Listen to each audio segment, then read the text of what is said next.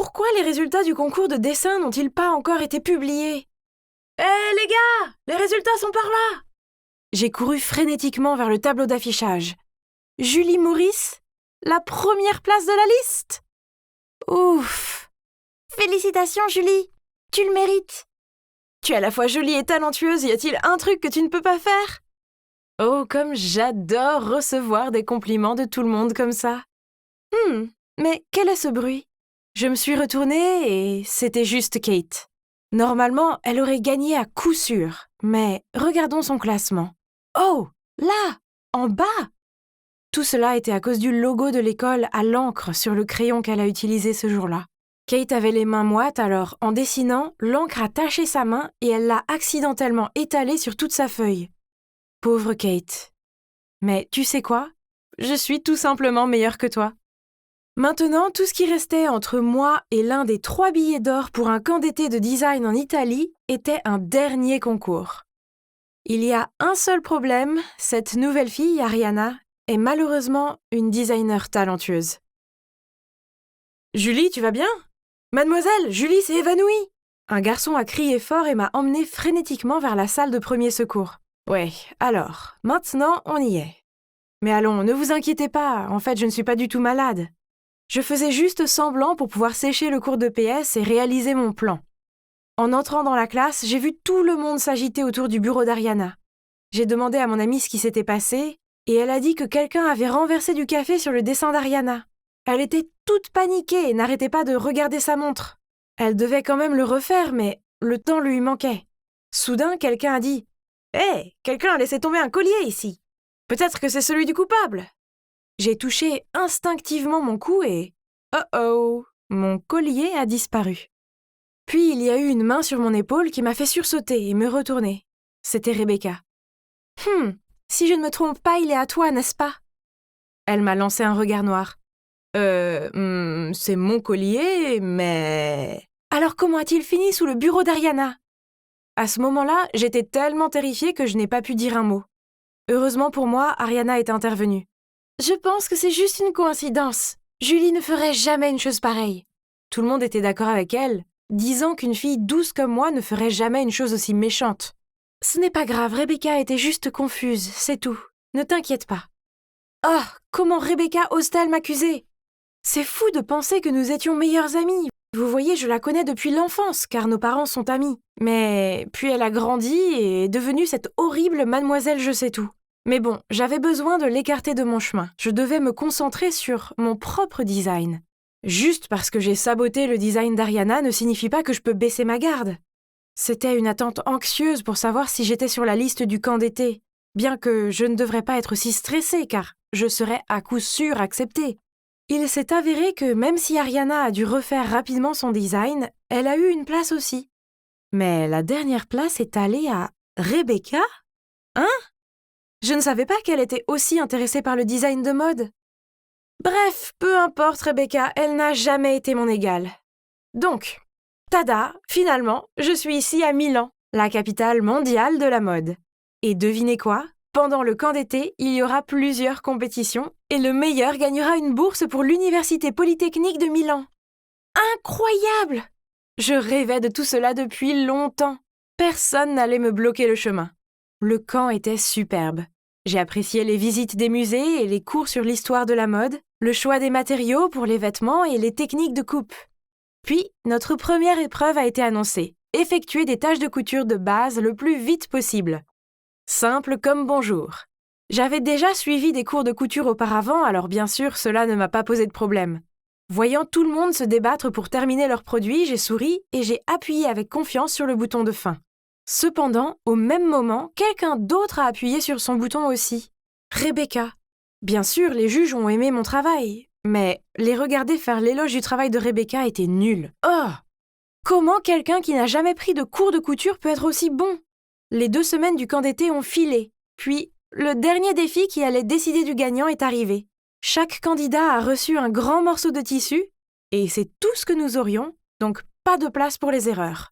Tout le monde essayait de se concentrer et de concevoir avec une très grande rigueur. J'ai jeté un coup d'œil à Rebecca qui semblait avoir presque terminé sa robe. Et pour être honnête, sa robe blanche semblait assez simple mais élégante. Soudain, cela m'a rendue anxieuse. Oh, depuis quand est-elle devenue une telle casse-pied? Nous avons eu une petite pause à midi, alors tout le monde est sorti déjeuner, tandis que je suis restée un peu plus longtemps à essayer de terminer le test. Je n'avais pas envie de manger, sachant que ma robe n'était pas encore parfaite. Mais seulement, je n'arrivais pas à me concentrer sur mon design. Au lieu de ça, je n'arrêtais pas de fixer le mannequin de Rebecca. Dois-je le faire ou pas? Si quelqu'un le découvre, tout sera fini. Mais si je perds, alors mes rêves seront brisés de toute façon. Quelque chose en moi me poussait à me rendre directement au travail de Rebecca et à mettre immédiatement de l'encre sur cette robe blanche. Mon cœur a palpité d'un mélange d'excitation et de culpabilité, puis j'ai rapidement fui la scène. Lorsque tout le monde est revenu dans la pièce et a vu la robe de Rebecca, ils ont été choqués. Pourquoi Rebecca était la seule à ne pas paniquer? Elle a calmement pris un pinceau, l'a trempé dans l'encrier et a marché vers la robe. Puis, elle a commencé à éclabousser la robe avec de l'encre. À quoi jouait-elle? Ma question a trouvé une réponse immédiate lorsqu'une robe exceptionnelle à motif d'encre est apparue devant mes yeux. Pire encore, les visages des juges se sont illuminés lorsqu'ils l'ont vue et ils ont beaucoup apprécié ses compétences en résolution de problèmes. Félicitations, Rebecca, tu as fait du bon travail. Non, merci à toi, Julie. Voyons qui va gagner. Rebecca a ricané et s'est éloignée. Qu'est-ce qu'elle voulait dire par là? Savait-elle que c'était moi qui l'avais fait? J'étais tellement inquiète que j'ai fait les 100 pas toute la nuit. « Hé Julie, réveille-toi! Tu ne peux pas être en retard pour le dernier défi! » Oh salut, Ariana. Qu'est-ce que tu dis? Oh, attends, comment se fait-il que l'on soit encore le 23 juillet? J'avais rêvé de tout ça? Mais c'était si étrange. Les choses se sont passées exactement comme dans ce rêve. L'incident de l'encre avec la robe de Rebecca et son esprit vif pour la sauver. Quoi qu'il en soit, je dois rester calme. Je ne pouvais pas laisser passer cette bourse. Je ne pouvais pas perdre mon rêve au profit de quelqu'un d'autre. Oh, la honte serait insupportable. Après avoir terminé le design, chacun de nous aurait un modèle à présenter. À ce moment-là, j'ai pris une décision folle. Juste avant la représentation, j'ai rapidement suivi le modèle de Rebecca jusqu'aux toilettes, puis j'ai verrouillé la porte de l'extérieur, puis j'ai accroché le panneau hors service devant. Lorsque tous les concurrents se sont installés pour regarder le spectacle, Rebecca ne s'est toujours pas présentée. Eh bien, peut-être était-elle en train de chercher un mannequin de remplacement? Tu as déjà abandonné, Rebecca? Je riais toute seule quand mes pensées de victoire ont été interrompues par des applaudissements et des sifflets. Oh, sur le podium! Est-ce que c'était Rebecca qui porte sa propre création? Ariana m'a chuchoté à l'oreille. Rebecca est éblouissante, elle mérite vraiment cette bourse, pas vrai, Julie? Quoi? Comment Rebecca a pu me surpasser encore? Hey Julie, réveille-toi! Hey, tu ne peux pas être en retard pour le dernier défi! Quoi? On est toujours le 23 juillet? Attends, ça veut dire que Rebecca n'a pas encore gagné et que j'ai encore une chance. Cette fois, j'ai décidé de ne pas abîmer la robe de Rebecca, mais de chercher en ligne des idées pour améliorer mon propre modèle. Et j'ai découvert un magnifique modèle sur un blog de mode qui était assez similaire à ce que faisait Rebecca. Il s'avère que Little Miss Perfect était juste une voleuse d'idées. Donc j'ai décidé de dessiner exactement la même robe, et juste 1 heure avant le spectacle, il était temps d'appuyer sur la gâchette. J'ai déclaré au juge que Rebecca avait volé mon idée et j'ai prétendu être la propriétaire de ce blog. Mais au lieu de tout signe de panique, Rebecca a fait un sourire en coin, puis elle s'est tournée vers moi et m'a dit « Game over, Julie ». Puis elle est allée directement vers les juges. Je ne sais pas ce qu'elle leur a dit, mais ils m'ont disqualifiée juste après. Excusez-moi, je ne pouvais plus respirer, ni penser, ni rien du tout. J'ai pointé Rebecca du doigt et j'ai crié « C'est elle la voleuse! Il y a quelque chose qui cloche ici !» Puis Rebecca s'est approchée de moi calmement. « Bien essayé, Julie, mais tes sales tours ne me tromperont pas. Je sais que c'est toi qui as ruiné les projets de Kate et Ariana. Et devine qui est le vrai propriétaire de ce blog? Ouais, c'est moi. » Je l'ai regardée choquée alors qu'elle continuait à parler de la vraie raison pour laquelle elle avait cessé d'être amie avec moi. Elle a dit que c'était à cause de ma jalousie qui m'avait transformée en une fille si méchante. Julie, tu es belle et talentueuse. Tu dois croire en tes propres capacités au lieu de saboter le travail des autres. Ne sois pas ce genre de personne.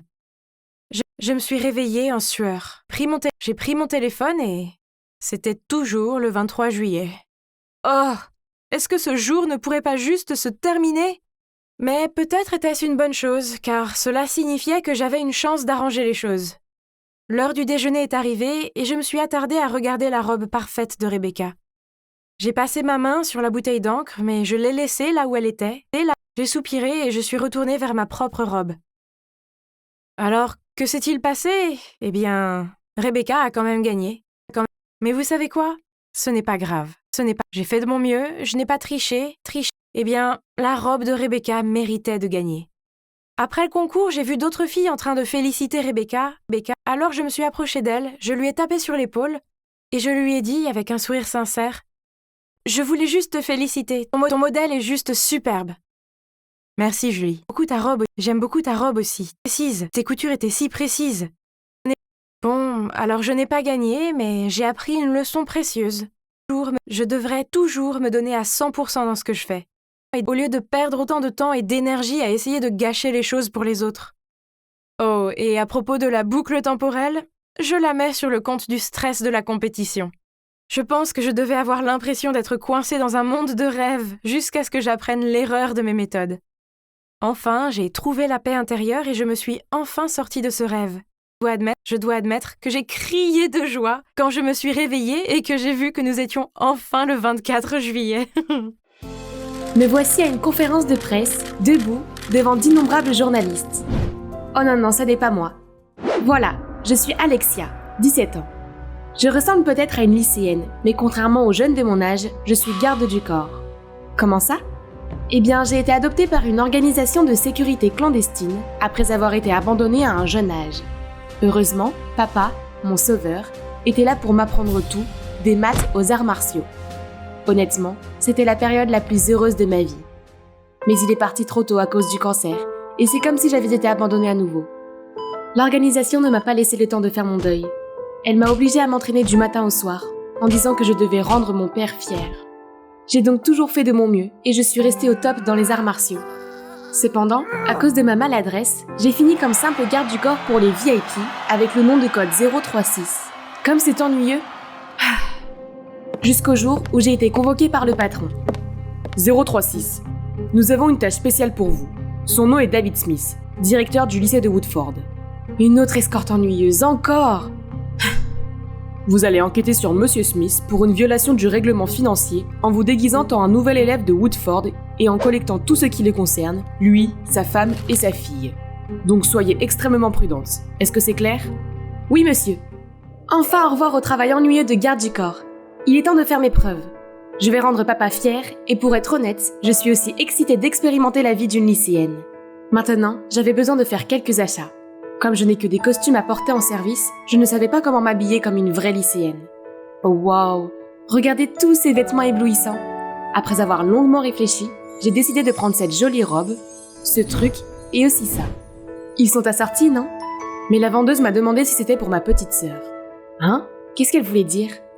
Ensuite, elle a choisi quelque chose d'autre pour moi. J'étais sur le point de l'essayer quand un cri m'a fait sursauter. Au secours, aux voleurs, à l'aide! Ah, il n'y avait pas un seul jour sans problème. Je me suis précipitée dans cette direction et pas aujourd'hui, voleur! Tu es folle? Je ne suis pas le voleur! Laisse-moi partir! À ce moment-là, j'ai entendu un bruit sourd et j'ai vu un autre homme en bleu se faire plaquer au sol par 2 agents de sécurité, tandis qu'une femme lui arrachait le sac des mains. Oups, je viens d'attraper le mauvais gars. Je l'ai immédiatement relâché. Il s'est avéré qu'il poursuivait aussi le voleur. Mais j'avais beau m'excuser, il n'arrêtait pas de dire que j'étais une folle violente, et me soupçonnait même d'être complice. Ce type était incroyable. Il ferait mieux de souhaiter de ne plus jamais me voir, sinon le prochain coup de pied ne sera pas seulement une erreur. Aujourd'hui, c'est mon premier jour à l'école. Mon déguisement était si bon que je ne pouvais pas me reconnaître. Il n'y a aucune chance que je me fasse prendre. À partir de maintenant, je m'appellerai Alexia. C'est beaucoup mieux que 036, n'est-ce pas? Attends, je la connais? Bella Smith, une de mes cibles. Waouh, quelle audace ces filles ont de s'en prendre à la fille de leur propre directeur. Très bien, Alexia, viens à ton secours. Mais pas de ma façon habituelle. Voici donc une indelle maladroite qui leur est rentrée dedans accidentellement, renversant du café sur elle, laissant le temps à la proie de s'enfuir. Les méchantes filles ont poussé des cris horrifiés, puis m'ont engueulée avant de courir vers les toilettes. Puis je me suis retournée pour voir Bella parler à un garçon. Oh non, ce n'était pas n'importe quel garçon. C'était ce connard odieux du centre commercial. Comment est-ce possible? Puis ils se sont dirigés vers moi. Alors que Bella continuait à me remercier, j'ai reçu un regard fixe de ce gars. Tu me sembles familière. On s'est déjà rencontrés? Non, pas du tout. Comment est-ce possible? C'est mon premier jour ici. Ouf, il semblait ne pas me reconnaître. Donc c'est Clark, le meilleur ami de Bella. Maintenant, comment suis-je supposée l'approcher alors que ce type est son compagnon? Quoi qu'il en soit, mon premier cours est sur le point de commencer. Maintenant, excusez-moi, j'ai cette couverture parfaite d'une lycéenne que je dois suivre. Débutante, dis-moi, où a été signée la déclaration d'indépendance de l'Amérique? En bas du papier, madame? Toute la classe a éclaté de rire. Comme c'est embarrassant. Mais comment pouvais-je savoir, papa ne m'a pas appris ça?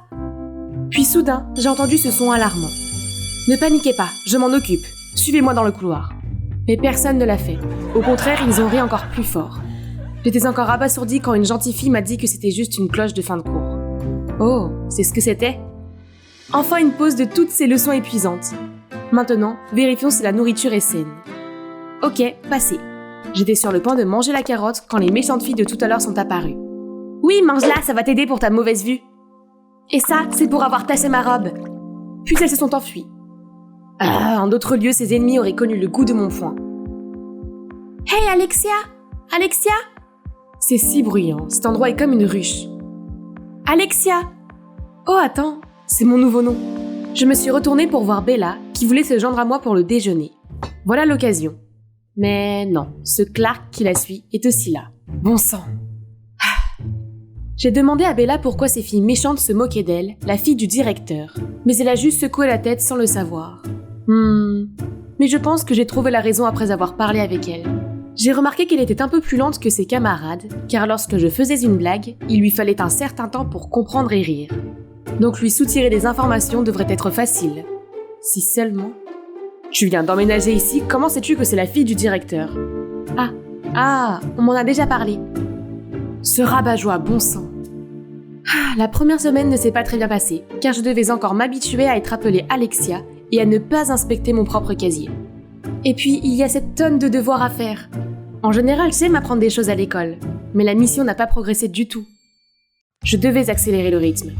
En utilisant le changeur de voix, j'ai fait sortir Monsieur Smith de son bureau, puis je me suis faufilée à l'intérieur. Mais soudain, Bella est entrée.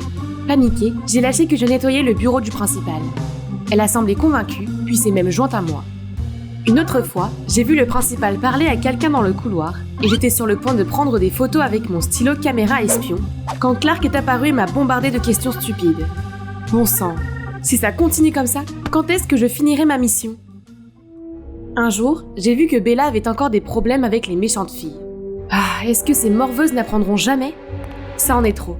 Il faut que je règle ça une fois pour toutes. J'ai donc couru et j'ai rapidement éloigné Bella en lui disant de courir.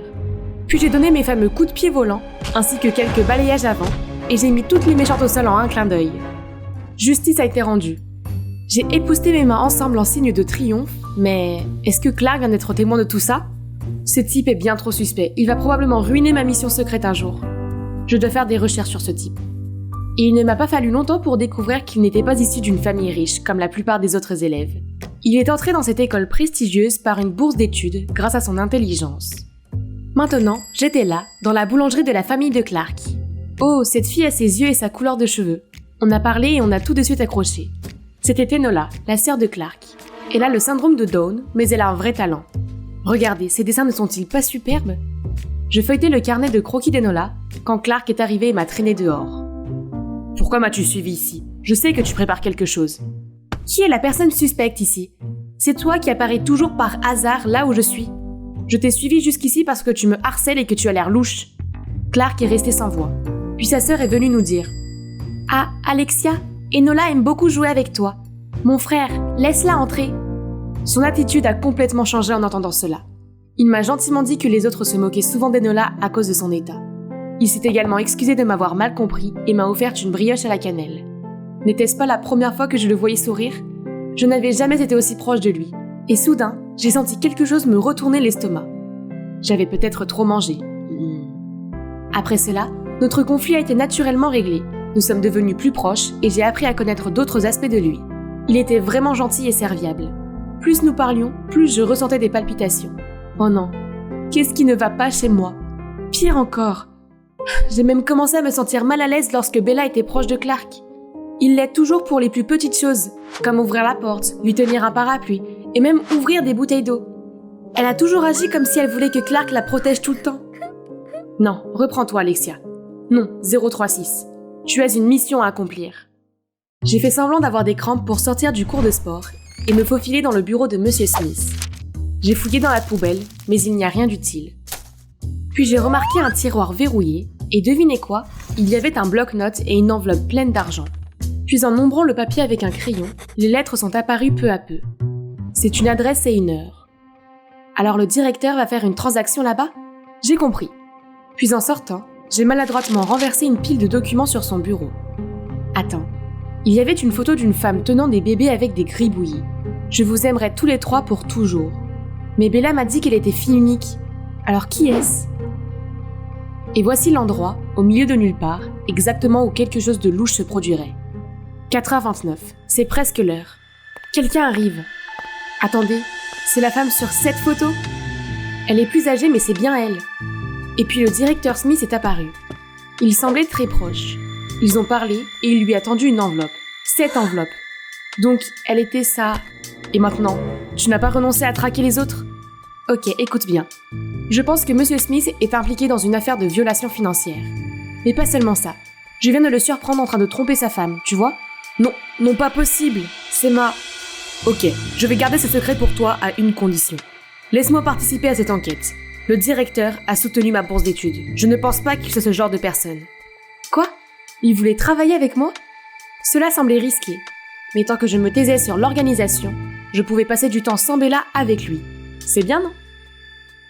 Quelques jours plus tard, Clark m'a dit de le retrouver dans un café pour discuter de l'enquête. Mais ça fait des heures et il ne s'est toujours pas montré. Puis, sorti de nulle part, un magnifique gâteau s'est présenté devant mes yeux. Oh mon Dieu, c'est Clark qui me chante joyeux anniversaire et me donne même un cadeau? Un anniversaire? Je ne savais pas moi-même quand était mon anniversaire. Pourquoi il... Et le gâteau? Il l'a fait lui-même pour moi? Oh, il est si gentil! J'étais si émotive que j'ai failli lui avouer mes sentiments. Mais juste à ce moment, Bella, sans crier gare, s'est interposée entre nous. Typique de Bella, elle ne nous laisse jamais seuls. Il s'avère que c'est elle qui a insisté pour que son père lui permette de voir mon dossier scolaire et de faire mon premier gâteau d'anniversaire. Merci les gars, je n'ai jamais eu d'anniversaire avant. Parce que je n'ai pas de... Ah, non. Parce que mes parents sont toujours absents. Alors nous devrions fêter ça comme il se doit. Chez toi, qu'en dis-tu? Quoi? Pourquoi a-t-il suggéré cela? Mais Clark m'a fait un clin d'œil. Ah, on dirait qu'on avait un plan. En arrivant chez elle, nous avons été chaleureusement accueillis par les parents de Bella. C'était un si délicieux repas fait maison. Alors c'était ça, avoir une famille? Bella avait ça tout le temps. Mais la pauvre, elle ne savait pas que son père était infidèle. Ah. Nous étions au milieu du dîner quand Clark a demandé à Monsieur Smith de lui parler d'un projet scientifique qu'il faisait. Puis Clark m'a fait un clin d'œil. C'est mon signal. Alors je me suis excusée pour aller aux toilettes et je me suis faufilée dans le bureau de Monsieur Smith. Ce stylo était magique. Voyons ce que le cher père de Bella cachait. Oh, il retirait la même somme d'argent chaque mois. Youpi, cette journée a été un succès. Grâce au plan astucieux de Clark, j'avais enfin obtenu quelque chose d'utile. Soudain, nos regards se sont croisés, et il m'a regardé doucement en se penchant plus près de moi. J'étais prête pour un bis, comme mon patron m'a appelé. Je notais pas qu'on fait cette mission pour que tu joues la comédie avec ce criminel. Tu as 3 jours, ou bien je vais demander à quelqu'un de plus compétent de s'en occuper. C'est un tel gâchis pour les attentes de ton père. Suis-je vraiment si inutile? En pensant que j'avais laissé tomber papa, je n'ai pas pu m'empêcher de fondre en larmes. Que s'est-il passé? Qui sait? Dis-moi, je vais m'occuper de lui. Clark, ça peut paraître bizarre, mais... je suis en fait une espionne. Une quoi? Clark était choqué, évidemment. Alors nous nous sommes assis sur un banc et je lui ai tout déballé. Clark n'a pas dit un mot, il m'a simplement pris doucement dans ses bras, ce qui m'a soulagée. Vous vous demandez peut-être pourquoi Bella et moi étions dans cet endroit désert? Le fait est que quelques jours après cet appel, mon patron m'a ordonné d'emmener Bella ici pour la kidnapper et utiliser les documents que j'ai recueillis pour faire chanter le directeur afin qu'il démissionne. Je suppose que cela pourrait m'aider à me débarrasser de Bella et avoir Clark pour moi toute seule, non? Oh, ce n'est pas le vice-président de notre école? Donc finalement il était derrière tout? Puis soudainement, ne bougez plus, main en l'air. Oh mon Dieu, la police? Pourquoi était-elle ici? Avec Monsieur Smith et Clark? Nous sommes tellement condamnés. Sauf que c'était mon plan de maître. Après avoir reçu le texto de mon patron, j'ai failli suivre son ordre. Mais je me suis souvenu des paroles de papa. Il m'a toujours dit de ne jamais perdre mon sens moral et de ne jamais faire de mal aux autres pour atteindre des objectifs personnels. Bella était une bonne personne et ne devrait pas être punie pour ce que son père a fait. Je ne peux pas trahir ma première amie comme ça. Alors je l'ai dit à Clark et nous avons mis en place un plan pour découvrir qui était derrière tout ça. Et nous y voilà. Il a été révélé que le vice-président avait engagé mon organisation pour espionner le directeur afin de le renverser. Et comme il ne trouvait rien de compromettant sur Monsieur Smith, il a décidé d'utiliser Bella comme moyen de pression contre son père. Comme c'est méprisable, et je n'arrive pas à croire que le nouveau patron ait mené notre organisation sur une voie aussi mauvaise. Mais ce n'était pas la seule vérité révélée. Mais directeur Smith, comment expliquez-vous votre retrait mensuel d'argent? J'avais un ami proche qui est malheureusement décédé à un jeune âge. Il m'a demandé d'envoyer son argent à son fils et à sa fille illégitime qu'il avait gardé secret à cause de pression familiale. Donc, il n'y a rien entre vous et ma mère, n'est-ce pas? Hein? Qu'est-ce que sa mère a à voir avec ça? Il s'avère que la femme qu'il a rencontrée l'autre jour était la mère de Clark. Ce qui signifie que Clark et Enola étaient les enfants sur la photo? Quel rebondissement! Dans ce cas, merci d'avoir pris soin de ma famille tout ce temps. Comme c'est idiot de ma part de vous soupçonner et même d'enquêter sur vous. Toutes mes excuses. Tu as enquêté sur lui avant? Oui. Ce n'est pas une coïncidence si je t'ai surpris en train de l'espionner. Désolée de garder des secrets, mais je savais qu'avec ta nature impulsive, tu sauterais aux conclusions et approcherais ma mère. Hein? Impulsive? C'est comme ça qu'il me voyait? Alors il me connaissait plutôt bien. Pourquoi tout est si confus? Pouvez-vous m'expliquer? Est-ce que tu t'es liée d'amitié avec moi juste pour enquêter sur mon père? Bella, je suis vraiment désolée de la façon dont les choses se sont passées. Mais s'il te plaît, crois-moi, notre amitié est réelle. Heureusement, Bella a été compréhensive et nous sommes restés de bonnes amies. Oh, en fait, de bonnes sœurs. Parce que le directeur m'a adoptée après que j'ai quitté l'organisation. Et je visite encore souvent la boulangerie pour passer du temps avec Enola. Enola a tellement de chance d'avoir un frère qui s'occupe d'elle. J'aimerais en avoir un. Non, désolée, je ne peux pas faire ça. Pourquoi? Parce que je vais prendre soin de toi d'une autre manière. Je profitais de mon vendredi soir parfait en regardant la dernière vidéo de mon youtubeur préféré quand il a été interrompu par un appel téléphonique. « Tessa, les flics m'ont arrêté. Habille-toi comme ma mère et viens payer ma caution. » C'était Cathy, mon agaçante cousine. C'est la plus grande trouble-fête que je connaisse. C'est pourquoi ma tante l'a envoyée vivre chez moi, dans l'espoir que nous pourrions l'aider à changer son attitude. Donc maintenant, je dois me faufiler dans le placard de maman et emprunter certains de ses vêtements. Comment je me maquille pour paraître plus vieille? Ça devrait faire l'affaire.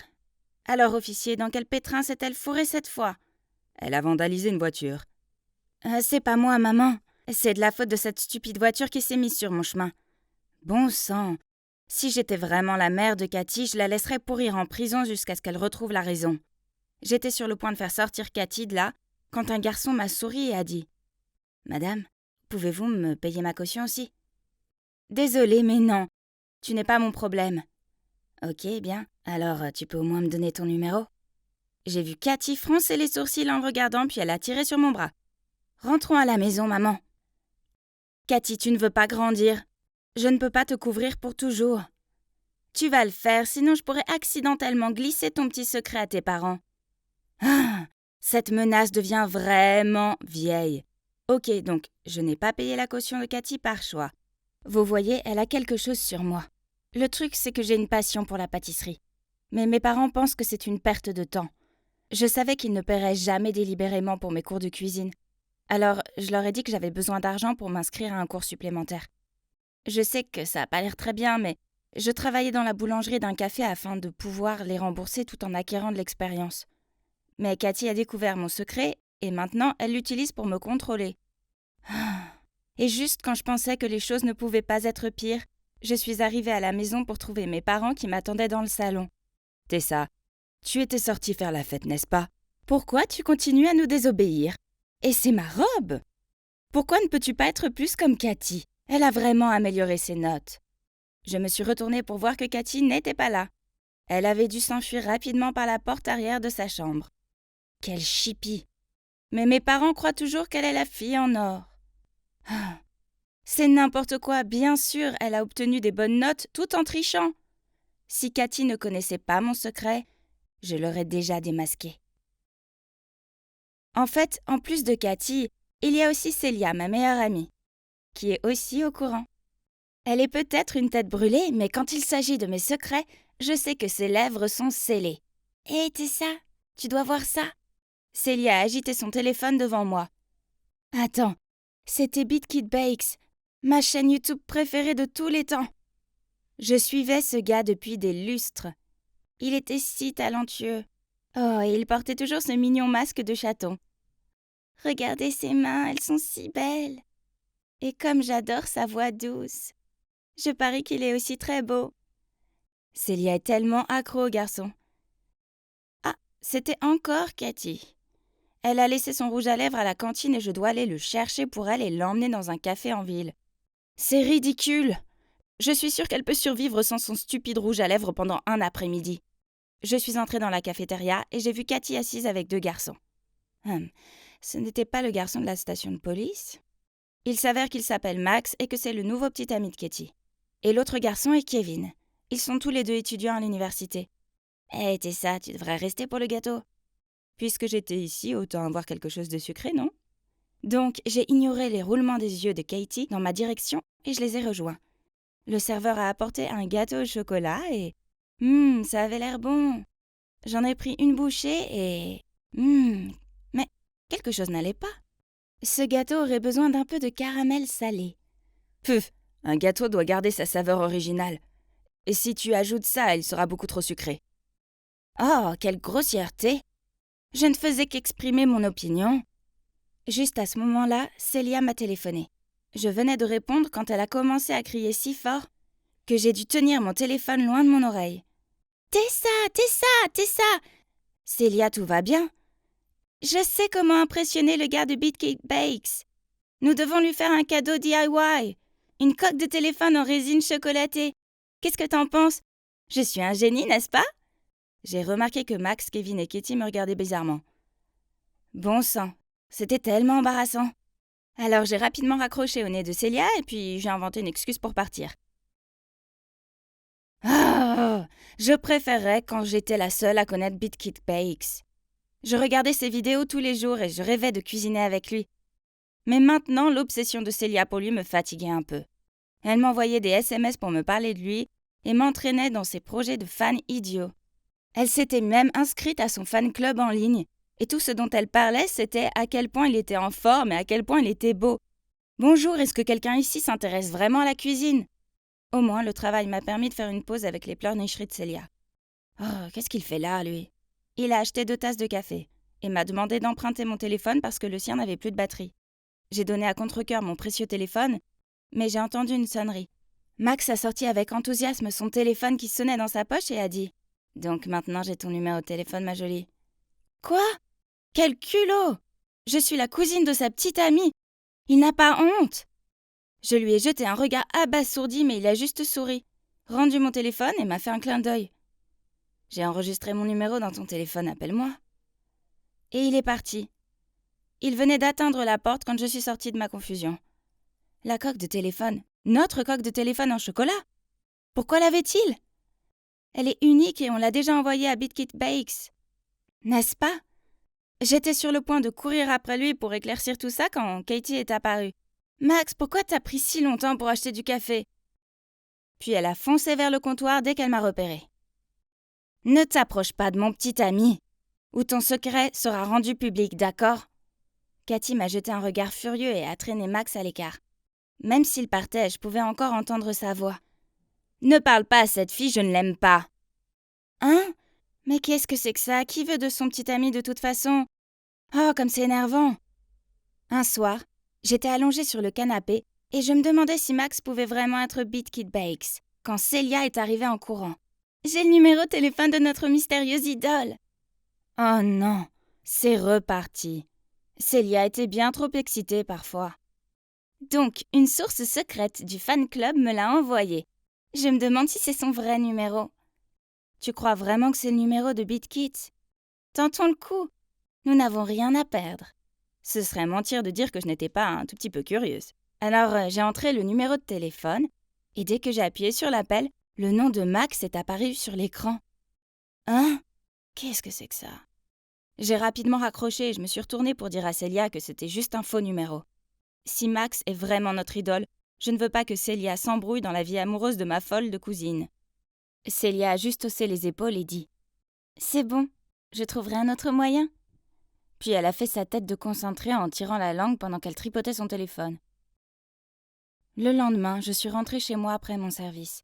Je me sentais un peu fatiguée, mais Célia ne voulait toujours pas me laisser tranquille. Elle est venue directement et m'a traînée quelque part. « Où allons-nous » J'ai demandé, mais Célia a gardé le silence. Puis nous nous sommes arrêtés devant une petite maison blanche, et à ce moment-là, Célia a dit « Ma source dit que c'est la maison de Beat Kid Bake. Nous sommes sur le point de rencontrer l'homme le plus incroyable qui soit. » Avant que je puisse réagir, Célia a couru pour sonner à la porte. Et dès que la porte s'est ouverte, devant nous se trouvaient Max et Katie. « Tessa, pourquoi t'es là? Tu le connais? » C'est Max, le petit ami de Katie. Nous étions sur le chemin de la fête d'un ami, mais il semble que nous nous soyons trompés de maison. Désolée de vous avoir dérangé. Puis je me suis empressée de tirer la main de Célia pour partir. Mais Max nous a arrêtés. « Ah ouais? Alors vous avez dû venir dans la bonne maison. Nous organisons une fête, alors rejoignez-nous. » J'ai rapidement agité la main pour refuser, mais Célia a immédiatement dit « Ce serait génial !» Puis, ignorant les regards noirs de Katie, elle m'a entraînée à l'intérieur. Donc il s'avère que Max vit ici avec Kevin et ce gars appelé Théo. Je vais découvrir lequel de ces 3 garçons est notre idole. Attends. Célia a inventé une excuse en disant qu'elle aimait leur déco et qu'elle voulait voir le reste pour s'en inspirer. Théo, qui semblait l'apprécier, a sauté sur l'occasion pour lui faire visiter les lieux. Pendant ce temps, je me suis rendue dans la cuisine pour essayer de résoudre le mystère de Beat Kid Bakes. Max était en train de se faire un sandwich aux œufs. Mais mon Dieu, n'avait-il jamais touché un fouet auparavant? Il est tellement maladroit que je ne pense pas qu'il resterait grand-chose de l'œuf dans le bol après qu'il ait fini de le fouetter. Le comptoir de la cuisine était plein de nourriture pour la fête, alors j'ai décidé de leur donner un coup de main. Voyons voir. J'ai repéré un bol de mélange de biscuits qui semblait avoir besoin d'un ingrédient spécial. Alors j'ai attrapé le pot de sucre, et comme prévu, une main m'a arrêtée. Mais Kevin? Qu'est-ce que tu fais? Tu utilises du sucre brun pour les cookies, pas de blanc. Tu ne veux pas te retrouver avec un tas de bulles d'air, non? Oui, bien sûr, je le savais. Et je savais aussi que BeatKick avait déjà dit ces mots exacts dans une de ses précédentes vidéos. Donc, l'idole anonyme est Kevin. Mais la coque de téléphone de Max était celle que nous avions envoyée à notre idole. Et le numéro de téléphone de l'idole que Célia a trouvé était aussi celui de Max. J'étais si confus et j'avais besoin de réponses. Donc j'ai demandé à Max de sortir avec moi. « Tu n'es pas Beat Kid Bakes, n'est-ce pas? Pourquoi as-tu cette coque de téléphone? » « Oh, donc t'as compris. » « Ouais, je sais que tu l'as envoyé à Kevin. Alors je l'ai intercepté. Je suis aussi le fan anonyme qui a donné cette adresse à Célia. C'est le destin, bébé. Toi et moi, nous sommes faits pour être ensemble. » Puis il s'est précipité vers moi, les bras tendus. Oh mon Dieu! Il avait des bras en forme de tentacules. Je n'arrivais pas à me libérer de sa prise. Et alors, qui est apparu? Eh oui, Katie. Elle s'est précipitée vers moi et m'a poussée en me faisant tomber au sol. Kevin est apparu et a essayé d'arrêter le combat.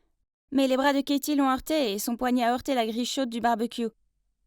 Je suis rapidement allée voir Kevin, mais Katie s'est mise à hurler.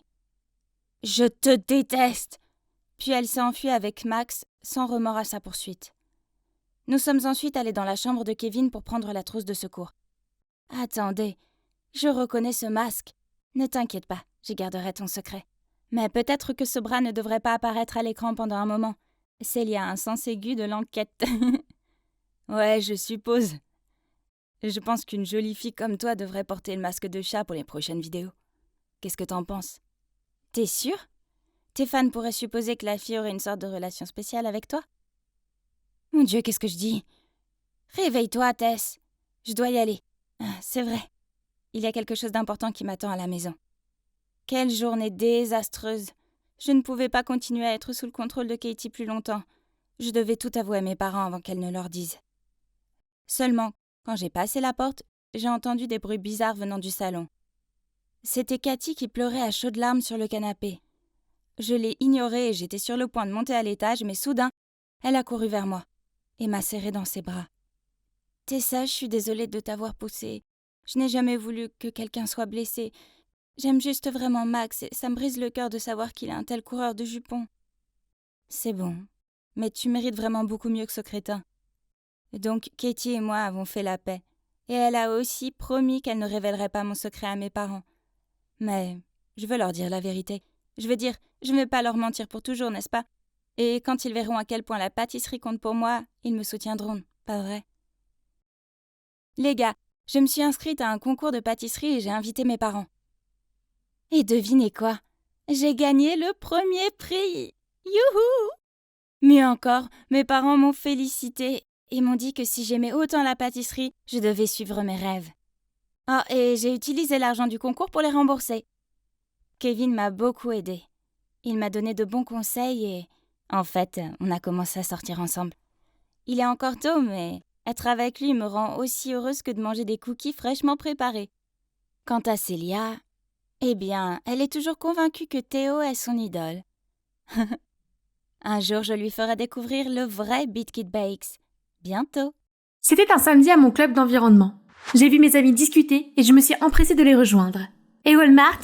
Walmart? Vous traînez là-bas? Je peux venir aussi? J'adore regarder les trucs sur les murs. Hein? Pourquoi tout le monde me regardait comme un extraterrestre? Oh! Walmart! Ah, j'étais juste en train de déconner. De toute façon, allez vous amuser, là-bas. Vous vous dites probablement, cette fille vit-elle sous un rocher? Comment peut-elle ne pas savoir ce qu'est Walmart? Eh bien, maintenant je le sais. Bonjour, je suis Jasmine, l'unique enfant du plus grand hôtelier de New York. Ayant grandi dans la richesse, j'étais habituée aux fêtes somptueuses et à côtoyer des familles aisées. C'est ainsi que j'ai rencontré mes copines Cathy et Ashley, les filles des partenaires commerciaux de mes parents. J'ai peut-être eu un mode de vie privilégié, mais c'est lorsque je travaillais dans mon studio d'art que j'étais la plus heureuse. J'avais un compte Tumblr, anonyme, où je partageais mes plus belles peintures à l'huile. J'y parlais à un fan depuis un certain temps. Daniel. C'est un beau gosse. Et il aime aussi l'art. Mais surtout, je venais d'apprendre que nous allions dans le même lycée. C'est génial! Au début de l'année scolaire, j'ai donc demandé à rencontrer Daniel en personne. Oh, ça doit être lui! J'étais sur le point de le saluer quand soudain une fille est apparue. Waouh, il y a vraiment beaucoup de filles riches par ici! Je jure que j'en ai vu quelques-unes te reluquer. Ah, s'il te plaît. Tu sais à quel point je méprise ces princesses gâtées. Je ne supporte pas d'être près d'elles. Oh non! Daniel déteste les filles riches? Je ne peux pas le laisser me voir aujourd'hui, pas comme ça. Alors j'ai trouvé des excuses pour l'éviter. Les jours suivants, j'ai découvert que Daniel était Monsieur Cool, qu'il avait tous les A, qu'il était président du club environnemental, et qu'il était célibataire. Voici donc Hailey, une de ses amies proches. J'étais déterminée à conquérir le cœur de Daniel. Il fallait juste que je trouve un moyen de contourner son anti-richesse.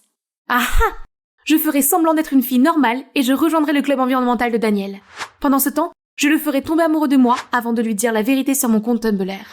Bien sûr, je ne pourrai pas laisser Cathy et Ashley l'apprendre non plus. Et me voilà au club environnemental. J'ai immédiatement approché Daniel avec des bonbons. Mais tu sais que les emballages sont terribles pour la planète? Et puis, Dan n'aime pas les bonbons. À l'heure du déjeuner, par habitude, j'ai commandé un fast-food. Mais en allant le chercher, j'ai vu que tout le monde bavardait entre eux sur l'horrible personne qui avait osé commander de la nourriture dans du plastique à usage unique. Oh zut! J'ai oublié que j'étais dans un club environnemental. J'ai rapidement menti en disant que j'avais déjà mangé, même si mon estomac poussait des grognements monstrueux. Et l'incident d'aujourd'hui est encore un autre moment embarrassant que je me suis créé au club. Oh, Walmart! J'étais juste en train de déconner. De toute façon, allez vous amuser, là-bas. Apprendre à être une fille normale est difficile, mais faire face à mes amis riches l'est encore plus. J'étais tellement occupée au club que j'ai oublié que j'avais encore le sac de recyclage sur moi. C'est pas le mien. Une autre fois, j'ai failli me faire prendre lors de la collection des fonds pour le club. J'ai fini par me cacher dans les toilettes pendant 1 heure. Mais toutes ces souffrances en valaient la peine, car j'ai pu passer du temps avec Daniel. Daniel, j'ai ça pour toi. Oh, c'est pour moi? Tu es une grande peintre, n'est-ce pas? Merci. Au fait, je te présente Andy. Il fait partie du groupe design de l'arrêt de bus écologique, et tu vas travailler avec lui. Non pas qu'un gosse de riche comme lui ait besoin du bus. Andy? Qu'est-ce que tu fais là? Même chose pour toi. Mon père vient d'épouser la mère de Daniel, alors je suis là pour soutenir mon nouveau demi-frère. Oh! Donc Andy, que j'ai rencontré lors de soirées chic avec nos parents dans le passé, faisait partie du cercle intime de Daniel. C'était une excellente nouvelle. Je lui ai donc confié tout ce que j'avais prévu de faire avec Daniel. Alors, est-ce que tu pourrais aider une fille? Bien sûr. J'ai toujours voulu que Daniel ait une petite amie. Il a vraiment besoin de se détendre un peu. À partir de ce moment-là, Andy a commencé à m'enseigner la vie ordinaire. Une fois, il a insisté pour m'emmener au parc d'attractions pour la première fois. Pourquoi les gens prennent-ils le bus? Pourquoi pas simplement une voiture? Tout le monde n'a pas les moyens d'avoir une voiture, Jas. Alors, quand est-ce que le bus viendra me chercher? Le bus ne vient pas à toi, tu dois aller à l'arrêt de bus. Hein? Un arrêt de bus? Qu'est-ce que c'est? C'est un coin avec un banc. Tu verras. Le bus était étouffant. Et il y avait une drôle d'odeur qui venait de quelque part derrière moi. Où sont mon champagne et mes serviettes chaudes? Jasmine, c'est un bus, pas un avion. On n'a pas ce genre de choses ici. Plus tard, le bus s'est soudainement secoué et j'ai volé vers l'avant. Mais Andy m'a attrapé dans ses bras. J'ai levé les yeux vers lui et mon cœur a failli lâcher un battement. Il avait l'air si beau sous cet angle. Finalement, nous sommes allés au parc d'attractions et c'était tellement amusant. J'ai monté sur des tasses tournantes jusqu'à ce que j'ai le vertige et j'ai lancé des balles sur une tour de canettes. Sur le chemin du retour, Andy a insisté pour se rejoindre à cette énorme file d'attente pour goûter des tacos. Je n'avais jamais attendu aussi longtemps pour manger, mais oh là là, ils étaient plus savoureux que des plats étoilés. Le meilleur, c'est qu'Andy m'a aussi aidé à me rapprocher de Daniel. J'étais tellement nerveuse. Les arbres sont feuillus, n'est-ce pas? Je veux dire, tous les arbres ont des feuilles, à part les arbres en hiver qui n'ont pas beaucoup de feuilles. Tu es la combinaison parfaite entre la mignonnerie et la maladresse. Bon sang, il m'a trouvée mignonne. J'étais prête pour mon premier baiser, quand Hailey s'est interposée et a commencé à ennuyer Daniel en parlant d'un projet. Plus tard dans la journée, Hailey m'a attirée dans un coin. Qui es-tu et pourquoi t'inscrire à ce club? Je suis juste une passionnée de l'environnement et une amoureuse de la nature. Ah, cette fille est partout, en 3e roue du carrosse avec moi et Daniel. Mais ce n'est pas grave. Andy m'a invitée chez lui pour travailler sur une affiche pour le club. Et je veux dire que je pourrais tomber sur Daniel là-bas aussi. Oh, il y a des peintures extraordinaires ici. Je n'avais pas réalisé qu'Andy était un fan d'art. Nous avons discuté de nos artistes préférés, puis je lui ai montré mes plus belles peintures sur mon compte Tumblr. Waouh, je peux dire que tu as vraiment un don pour les mélanges de transition. En fait, je rêvais de devenir artiste. Mais maman nous a quittés pour parcourir le monde et réaliser ses propres rêves de peinture. Je ne voulais pas rendre papa plus triste qu'il ne l'était déjà, alors j'ai arrêté de peindre. Je lui ai dit de poursuivre sa passion quoi qu'il arrive, et je l'ai invité à me rejoindre dans mon atelier quand il le souhaitait. Soudain, il a fait très chaud. J'avais besoin d'un verre d'eau avant de fondre. Je suis entrée dans la cuisine et j'ai trouvé Daniel en train de rêvasser par la fenêtre. « Hé, tout va bien ?» EcoBusstop est dans une impasse à cause d'un manque de financement. Je pouvais lui donner une partie de mon argent de poche, mais cela révélerait que je suis une fille riche. J'ai donc décidé de lui remonter le moral en faisant des grimaces et en lui disant que tout irait bien. Mais ensuite... Tu ne comprends pas. Je dois faire en sorte que ce projet réussisse quoi qu'il arrive. Ce n'est qu'ainsi que je pourrai obtenir une bourse dans l'université de mes rêves. Son attitude m'a stupéfiée. Ce Daniel était complètement différent du fan à qui j'avais parlé. Mais peut-être qu'il se comportait ainsi parce que l'arrêt de bus Echo représente beaucoup pour lui. Le lendemain, j'ai donc décidé d'offrir à Daniel le cadeau qu'il attendait le plus. Une enveloppe contenant mon allocation mensuelle. Alors que je m'apprêtais à rejoindre Daniel, Hailey m'a arrêtée. « Je connais déjà ton secret, fille riche. »« Quoi? Non! Tu dois être en train de rêver? »« Oh, vraiment? Donc tu ne connais pas ces gens? » Ne sont-elles pas les riches fauteurs de troubles? Oui, elles le sont. Pourquoi serais-je amie avec ces enfants gâtés? Des enfants gâtés? Jas, comment peux-tu dire ça? Ton jeu de sauver les arbres n'a pas fonctionné sur moi. Tu faisais semblant depuis le début, alors je t'ai suivi et je t'ai vu avec tes amis riches au magasin de luxe. C'est exact, le père de Jasmine possède plus d'hôtels que les maisons de vos membres réunis. Je ne sais pas ce qu'elle fait ici. L'instant d'après, Daniel est parti sans dire un mot. Je lui ai donc couru après. Je savais très bien que les riches comme toi ne valaient rien. Tu aurais pu financer le projet, ou au moins m'aider à demander un prêt à ton père. Mais tu n'as rien fait. Tu me dégoûtes. Je l'ai fait uniquement parce que je t'aime bien. C'est alors que Katie et Ashley m'ont attrapée. Je suis désolée pour ce que j'ai dit tout à l'heure, les filles. C'était ma faute. Je n'aurais pas dû dire une chose aussi méchante sur vous. Je ne pensais pas qu'une noble dame comme toi s'abaisserait pour un garçon de pitié comme lui. Si tu veux revenir dans la clique, alors coupe les liens avec tes amis de bas étage. Peut-être que mes amis du club avaient raison. Nous avons été si superficiels et matérialistes. C'est à nous de changer, pas eux. Toi! Quand oses-tu? Jasmine! Jasmine! Daniel ne voulait donc pas voir mon visage tandis que Cathy m'expulsait du groupe. Pendant 1 semaine, je me suis enfermée dans ma chambre. C'était horrible, mais cela m'a permis de réfléchir plus clairement et de me rendre compte que je devais arrêter de courir après Daniel. Au lieu de cela, je veux être plus active au club environnemental, car j'aime vraiment contribuer au bien commun. Le lendemain matin, je suis allée nettoyer la plage avec le club. Tout le monde avait l'air choqué de me voir, surtout Andy. Tu es de retour, je suis si content que tu sois venu. Comment vas-tu? Puis nous avons bavardé joyeusement tout en nettoyant la plage. Seuls Daniel et Hailey étaient visiblement agacés, mais je m'en moquais complètement. À partir de ce moment-là, j'ai aidé à préparer l'émission Shark Tank afin de lever des fonds pour EcoBus Stop. Un jour, Daniel s'est approché de moi et s'est excusé pour sa réaction excessive. Il m'a expliqué que sa mère était considérée comme une chercheuse d'or depuis qu'elle avait épousé le père d'Andy. Il voulait montrer que contrairement à Andy, qui était né dans le privilège, il n'avait pas besoin d'argent et qu'il pouvait obtenir une bourse dans l'université de ses rêves grâce à EcoBus Stop. En entendant cela, je me suis adoucie et je lui ai pardonné. Après cela, nous sommes redevenus amis et je crois qu'il flirtait avec moi. Hey Jas, tu es belle aujourd'hui. Tu as de si beaux yeux. Mais pour une raison ou une autre, chaque fois que j'étais avec lui, je ne pensais qu'à Andy. Le temps passe, puis vient l'épreuve de qualification du Shark Tank. Tout le club a regardé nerveusement Daniel présenter son projet. Et devinez quoi? Notre projet a été sélectionné pour la phase finale. Juste après, Daniel m'a suivi à l'extérieur. Jasmine, veux-tu être ma petite amie? J'étais si confuse que j'ai acquiescé sans réfléchir. Mais je ne me sentais pas du tout heureuse. Lors de mon premier rendez-vous avec Daniel, j'ai pensé à Andy. Pire encore, j'avais l'impression qu'il m'évitait. Quelques jours plus tard, j'ai fêté mon 16e anniversaire. Tous mes amis du club environnemental étaient là, sauf Andy. Plus tard, Daniel est monté sur scène. Hey tout le monde, j'ai préparé une chanson spéciale pour ma petite amie Jasmine. You say you're sorry, but it's too late now. So save it, get gone, shut up. Cause if you think I care about you, no. Girl, I don't give a fudge. Ensuite, tout le monde s'est mis à haleter et à me regarder d'un air pitoyable. Alors c'est pour toi, Jasmine. Tu es inutile, riche, petite gosse gâtée. Joyeux anniversaire, tu es larguée. Je me suis figée, mais j'ai essayé de me ressaisir. Oui, je suis riche, mais jamais inutile et gâtée. Les gens ne se résument pas à leur classe sociale, tu sais. Soudain, j'ai vu un poing voler dans les airs. C'était Andy qui frappait Daniel. Espèce d'abruti, tu vas payer pour ça. Puis il m'entraîne à l'écart. Andy m'a fait asseoir sur un banc et je n'ai pas pu arrêter mes larmes. Arrête de pleurer, il ne te mérite pas. Il ne t'a jamais mérité. Mais je ne pouvais pas faire face à ça maintenant. Alors je me suis retournée et je me suis enfuie sans dire un mot. Après avoir pleuré jusqu'à m'endormir cette nuit-là, je savais que le lendemain, je devais être forte. Je suis donc retournée au club pour prendre mes affaires. Hey, je suis désolée de ce qui s'est passé hier soir. Je n'aurais jamais cru qu'il puisse te faire des choses aussi terribles. Et je suis désolée d'avoir été dure avec toi pendant tout ce temps. Je sais maintenant que c'était mal de ma part.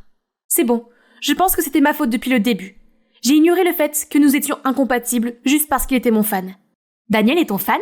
Ouais, de mon compte Minart sur Tumblr. Ah mon Dieu, c'est toi? C'est moi la fan, pas Daniel! Oh, c'est logique, je suppose que j'ai tout mal compris depuis le début. Mais pourquoi y a-t-il une photo et des infos sur Daniel? Hailey a admis qu'elle avait le béguin pour Daniel. Mais maintenant que je vois son vrai visage, il n'en vaut plus la peine. Je vais quitter ce club aussi. C'est Daniel qui doit partir. Attends et tu verras. Même si je n'étais pas d'humeur, je me suis présentée à la finale de Shark Tank pour voir le projet auquel j'avais contribué. Et oui, notre projet d'arrêt de bus éco a finalement reçu l'approbation de financement. Quand soudain... Je vais investir dans le projet, mais je ne veux pas de Daniel comme partenaire. Je veux que ce soit Hailey, car c'est elle, la véritable cerveau de ce projet. Tous les membres du club se sont mis à crier pour soutenir Hailey et à huer Daniel. Et notre accord? Tu as dit que ton père investirait dans mon projet si je me débarrassais publiquement de Jasmine. Je ne sais pas non plus. C'est peut-être parce que tu es vraiment nul? Quelques instants plus tard, le père de Cathy s'interpose. Heureusement qu'Andy m'a expliqué la contribution de Hailey au projet. Sinon j'aurais fait une terrible erreur en finançant un opportuniste à la place. Quant à toi, Cathy, comment as-tu pu faire ça à une amie? Tu recevras ta punition à la maison. Après la fin du spectacle, je suis allée me promener avec Andy. Alors, c'était ton plan depuis le début, hein? Daniel est allé trop loin cette fois. Je dois lui donner une leçon et... Jas, je t'aime bien depuis qu'on a commencé à se voir. Mais j'ai stupidement accepté de t'aider à sortir avec Daniel. C'est si soudain? Je ne sais pas, Andy. Je promets de prendre soin de toi. S'il te plaît, donne-moi une chance. Andy, en fait, je t'aime bien aussi. Mon stupide moi me disait de poursuivre Daniel. Et pendant tout ce temps, j'ai beaucoup pensé à toi. Mais j'ai juste besoin de temps. C'est tout ce que je veux savoir. Toutes les routes étaient bloquées par la neige. Aucune personne saine d'esprit ne voudrait sortir par ce temps. Mais ce bruit à la porte persistait et devenait de plus en plus fort. Serait-ce le Yéti? J'ai serré ma couverture dans mes bras et j'ai voulu que ça s'arrête, mais bien sûr, ça ne s'est pas arrêté. Je ne pouvais pas non plus dormir dans ce bruit frénétique, alors, Yéti ou pas Yéti, je devais aller vérifier. J'ai donc rampé jusqu'à la porte. La panique s'est emparée de moi et d'une main tremblante, j'ai légèrement ouvert la porte. Hein? Trevor? Ouais, c'était pas un monstre des neiges, c'était Trevor, sur le point de s'évanouir de froid. Mais ses mains tenaient encore fermement quelque chose. Tremblant, il a dit « Voilà, mais d'autres vêtements, tu vas attraper froid. » Puis, il m'a passé ma valise. « Oh mon Dieu! Tu es fou, Trevor, c'est toi qui es en train d'attraper un rhume en ce moment. » Je l'ai immédiatement aidé à s'asseoir sur le canapé et j'ai placé la couverture autour de lui. Puis j'ai rapidement ouvert ma valise. La voilà, mon arme secrète, les chaufferettes. Je lui en ai donné et lui ai donné un autre manteau qui n'était pas couvert de neige. « Tiens, bois ça d'abord. Je vais te faire une tasse de cacao. » J'ai commencé à lui verser une tasse d'eau chaude dans ma bouteille thermique, mais il m'a arrêté. Panne d'électricité, a-t-il lancé en frissonnant. Bon, ça explique pourquoi on se sentait comme dans un congélateur ici, et plus de cacao chaud alors. Je m'appelle Autumn, et voici la deuxième partie de mon histoire. Si vous n'avez pas vu la première partie, vous devriez aller la voir. Ne vous fiez pas à mon nom. C'était bien l'hiver ici au Texas, et cette tempête était incroyable. L'humiliation totale. J'étais coincée dans un chalet de vacances avec ma meilleure amie Liliane, la traîtresse, son jumeau menteur Seth et sa petite amie secrète Charlie. Ah. Il s'est avéré que Liliane voulait juste mes vêtements de Chicago, et tout le monde, sauf Trevor, était dans le coup. Revenons à Trevor. Je ne voulais pas qu'il meure sous ma surveillance, alors j'ai frotté ses bras pour tenter de le dégeler. Quand il a eu l'air d'avoir dégelé un peu, j'ai levé un sourcil et lui ai demandé « Pourquoi es-tu allé dehors dans cette tenue ?»« Eh bien, l'électricité a été coupée. Je savais que ce serait l'Antarctique pour toi ici sans chauffage, donc je voulais aller te chercher la valise. Mais je me suis retrouvée enfermée dehors, donc je n'avais pas d'autre choix que de te réveiller pour entrer. Je suis désolée. » « De quoi es-tu désolée ? C'était juste un peu stupide de ta part. » Après ça, on a discuté de plein de choses. Pour être honnête, j'étais super touchée par ce qu'il avait fait. Alors que tout le monde était encore profondément endormi, il était là à penser à moi et à risquer sa vie pour m'aider. Ok, j'ai peut-être été un peu dure avec lui tout à l'heure quand il m'a avoué qu'il m'aimait bien. Mais bon, ça pourrait être juste lui qui se moque de moi, je veux dire, j'ai une raison valable de ne plus faire confiance à personne sous ce toit. Je suppose que j'ai dû m'endormir car le lendemain matin, je me suis fait réveiller par Liliane qui me secouait frénétiquement. « Hé, réveille-toi! On a de gros problèmes! » Oh, ils avaient enfin remarqué que le courant était coupé. J'ai passé à tout le monde des vestes et des chaufferettes de ma valise. Écoutez les gars, il est vital de se couvrir dans ces conditions. Puis j'ai regardé Seth et Trevor. Même si cela signifie porter mon chapeau rose à pompons et se serrer dans mon manteau arc-en-ciel rembourré, nous n'avons pas pu nous empêcher d'éclater de rire. Au moins il y a quelque chose d'amusant pour égayer cette situation. Puis nous avons commencé à nous préparer à affronter cet apocalypse. Et j'étais le capitaine, parce que je suis celle qui a le plus d'expérience de la neige par ici. Le temps était compté, alors je suis rapidement allée vérifier le robinet. Heureusement, l'eau coulait toujours, bien que le débit soit un peu faible. Vite, prenez tout ce qui peut contenir de l'eau. Nous devrions stocker autant que nous pouvons avant que les tuyaux ne gèlent. Regardez Seth et Charlie en train de jouer et de flirter, formant une brigade de sauts avec Liliane aussi. Quel spectacle épouvantable. Je leur ai donc jeté quelques serviettes que j'avais trouvées et leur ai ordonné d'aller plutôt protéger les portes et les fenêtres contre le vent, car Trevor pouvait s'occuper tout seul de cette histoire de stockage d'eau. Pendant ce temps, j'ai vérifié la situation de notre nourriture. Heureusement, nous avons apporté assez pour 2 jours, mais tout est gelé maintenant, et nous avons dû rationner la nourriture avec modération, car qui sait combien de temps durera ce confinement. On devrait essayer d'utiliser cette cheminée. Il fait froid même avec ces vestes. Ouais, Seth, tu devrais t'y mettre.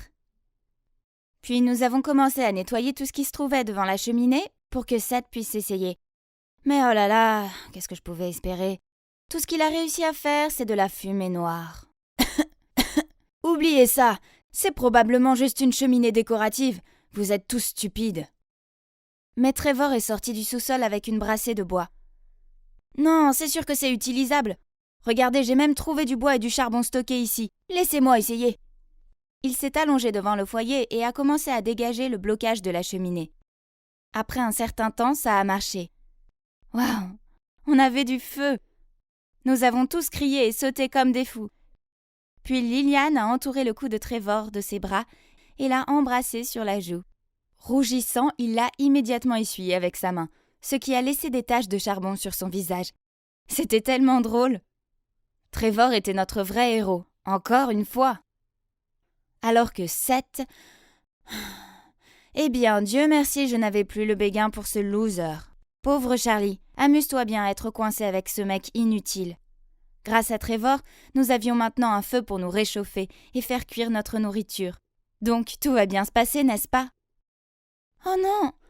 La batterie de mon téléphone est morte, juste quand je pense avoir capté un tout petit peu de signal. Donne-le-moi.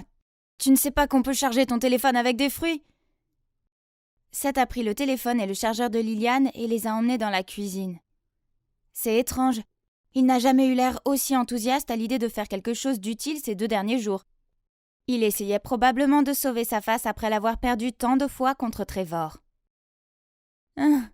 J'ai regardé avec amusement Seth planter le chargeur dans une banane. Qu'est-ce que je trouvais à ce gars? Trevor éclate de rire, Charlie soupire et s'en va préparer la soupe pour le dîner. Liliane croise les bras et fait la moue. « Alors, dépêche-toi !» Seth grogna, puis planta férocement le chargeur dans la pauvre banane plusieurs fois encore. C'était tellement bête et trop drôle pour l'arrêter. « Laisse tomber, ça ne marche pas, hein! Tu as ruiné mon chargeur et gaspillé notre nourriture. J'aimerais pouvoir te jeter dans la tempête. » Seth a mis la banane écrasée dans sa bouche. « Qui t'a dit que c'était du gaspillage? C'est mon dîner. » Puis il s'est caché dans un coin et s'est couvert d'une couverture. Hilarant. « Hé, ne t'inquiète pas. J'ai une batterie externe dans ma chambre. Je vais la chercher. »« Oh, génial! Tu es vraiment mon chevalier. Tu viens toujours me sauver à temps. » Elle lui a fait un clin d'œil et puis l'a serré dans ses bras. Il m'a rapidement regardé puis s'est dégagé. Pourquoi a-t-il fait ça? Il était sérieux quand il disait que je lui plaisais? Il avait rejeté Liliane plus de 2 fois, et pour être honnête, j'avais ce sentiment de picotement quand nous étions tous les deux dans la pièce. Je ne sais plus. Plus tard dans la nuit, nous avons décidé de nous rassembler devant la cheminée pour dormir, car c'est le seul endroit chaud de la maison. Donc, moi et les autres filles sommes allées dans les chambres pour prendre les matelas et les couvertures. Enfin, tout ce qui est utile, en fait. « Oh mon Dieu! Mon frère est un vrai loser !» a dit Liliane en riant et en prenant son oreiller. Charlie sourit. « Dites-moi, il a poignardé une banane à mort ?» La pauvre banane, j'ai gloussé. Plaisanter avec elle me faisait du bien. Nous étions coincés dans cette maison jusqu'à Dieu sait quand, alors peut-être que je devrais arrêter d'être fâchée contre eux. En plus, j'en avais fini avec ce loser inutile de Seth de toute façon. Même Charlie n'était pas de son côté. Nous nous sommes installés confortablement dans le salon et avons passé les quelques jours suivants à survivre à la tempête. À plusieurs reprises, Liliane a essayé de se blottir contre Trevor en prétextant une augmentation de la chaleur corporelle, mais il s'est juste éloigné d'elle. Elle a fini par nous faire des exercices de cardio, ce qui a bien fonctionné. Et c'était vraiment drôle de nous voir lutter pour faire des sauts avec 500 couches de vêtements sur nous. Charlie nous a également appris à jouer à des jeux de cartes pour passer le temps, comme le solitaire ou le Go Fish, dont je suis maintenant une pro. Seth et Trevor ont même découvert un nouveau passe-temps, la sculpture sur bois. Mais jusqu'à présent, je n'ai pas encore pu dire ce que leurs œuvres étaient censées être. Et finalement, après 4 jours d'isolement, la tempête a semblé s'affaiblir. Nous avons commencé à récupérer un signal téléphonique stable. Et nous avons appelé nos parents immédiatement pour les mettre au courant de la situation. Ils ont dit qu'ils viendraient nous chercher dès que possible. Nous étions tous si heureux et aussi fiers de nous. Nous avions survécu à cette tempête incroyable. Donc vous pensez probablement que c'est la fin heureuse? Pas si vite. Alors que nous étions tous en train de faire un appel vidéo avec les parents de Liliane et Seth, leur mère a soudainement dit à Charlie « Merci beaucoup de nous avoir aidés à garder un œil sur les enfants. Nous allons certainement ajouter une belle prime à ton salaire ce mois-ci. » Nous étions tous stupéfaits. Je ne sais même pas si c'est pour la même raison, mais pourquoi la mère de Seth payait sa petite amie? Liliane a maladroitement dit au revoir à sa mère et a mis fin à l'appel immédiatement, puis a essayé d'apaiser l'atmosphère avec son faux rire. Vous savez tous que ma mère adore donner de l'argent de poche à ses chers neveux et nièces quand elle les voit. Ok, qu'est-ce qu'on mange aujourd'hui, les gars? Arrêtez, je connais déjà votre secret. Charlie et Seth sont en couple, n'est-ce pas? Mais pourquoi ta mère la paye? C'est malsain. Liliane, Seth et Charlie ont tous crié en même temps. Quoi? Liliane m'a jeté un regard interrogateur. Automne, de quoi tu parles? Oui, je suis désolée de t'avoir menti, mais non. Charlie n'est pas la petite amie de Seth. C'est notre tutrice. Menteuse! Si c'est le cas, pourquoi l'avoir cachée? Mes parents n'avaient pas confiance dans le fait que nous restions dans cet endroit seuls. Alors ils ont demandé à Charlie de superviser et... Allez, on a 16 ans, on n'a pas besoin d'une babysitter, c'est embarrassant. Ouais, je me suis dit que c'était juste un mensonge inoffensif, alors j'ai accepté de les suivre. Je veux dire qu'on s'est quand même bien amusés ensemble, non? Mais qui t'a dit qu'on était ensemble? J'étais sur le point de répondre, mais Trevor m'a traîné dans une autre pièce en disant aux autres. Elle a besoin de se calmer d'abord. Laissez-moi m'occuper de ça. Maintenant que nous étions seuls, je lui ai lancé un regard genre « J'attends ». Ok, écoute-moi d'abord, ok? J'ai hoché la tête, puis il a soupiré et a continué. Liliane t'aime bien et elle voulait t'aider à sortir avec Seth. Mais il n'était pas intéressé, alors elle lui a promis un mois d'argent de poche pour rester ici. Je ne l'ai pas vraiment cru, mais voyons ce qu'il a d'autre. Ok, mais ça ne change rien au fait que Seth et Charlie ont une relation. Et se baiser, alors. En fait, c'était pas réel. J'ai juste défié Seth de le faire. Charlie n'est vraiment que leur tuteur. De quoi parlait-il?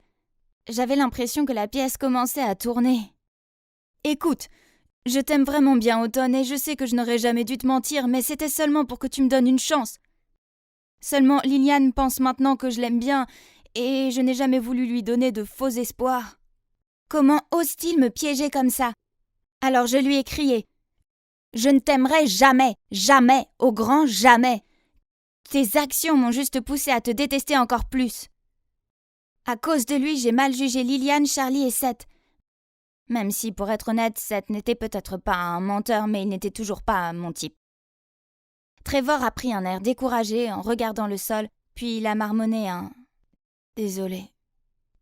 Je ne voulais plus entendre ces excuses pathétiques, alors je suis sortie en soufflant et je me suis assise sur le porche glacial jusqu'à ce que mes parents arrivent enfin.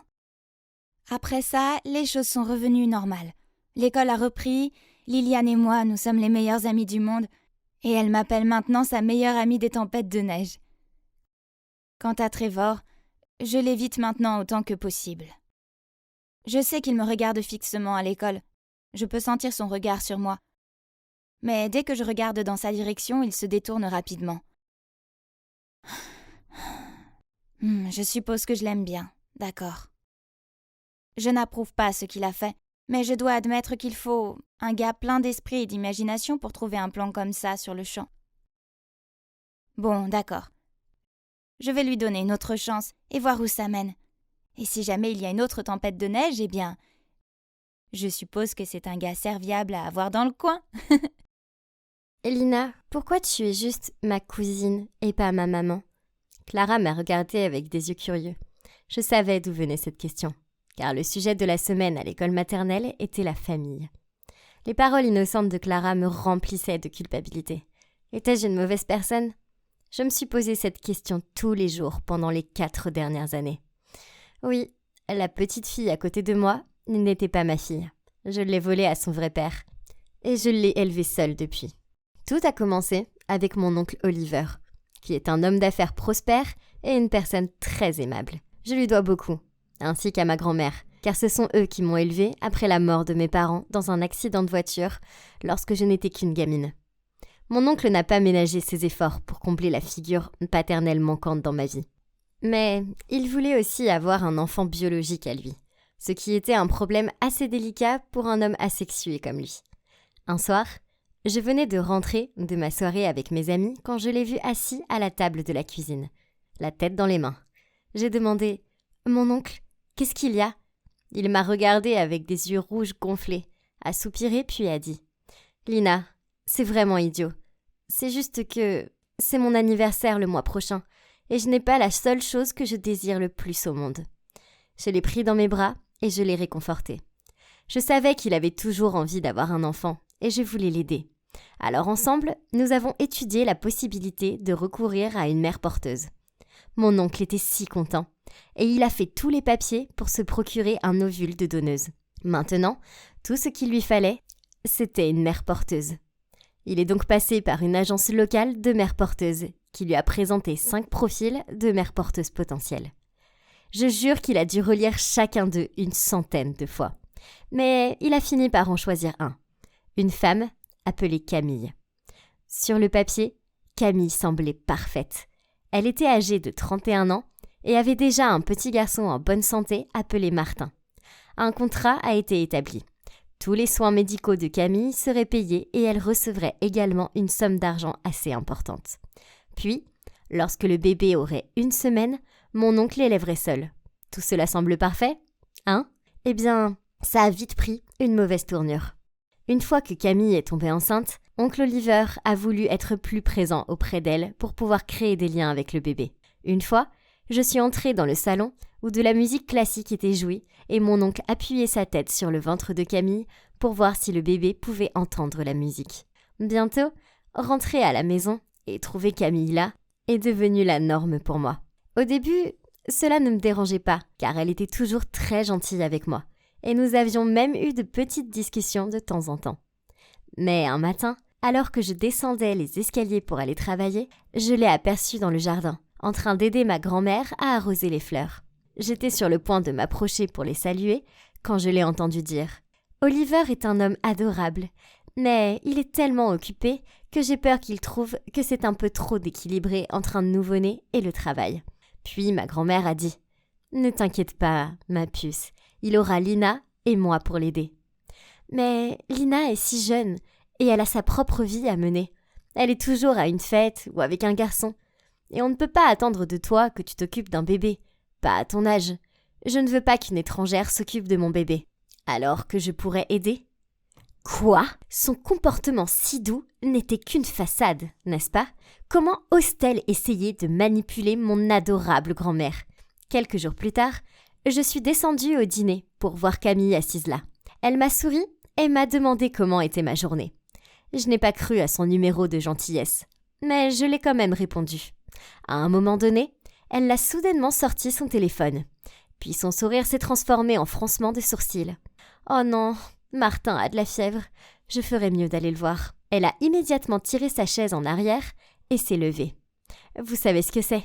Seul l'amour d'une mère peut faire en sorte qu'un petit se sente mieux. Puis elle est partie.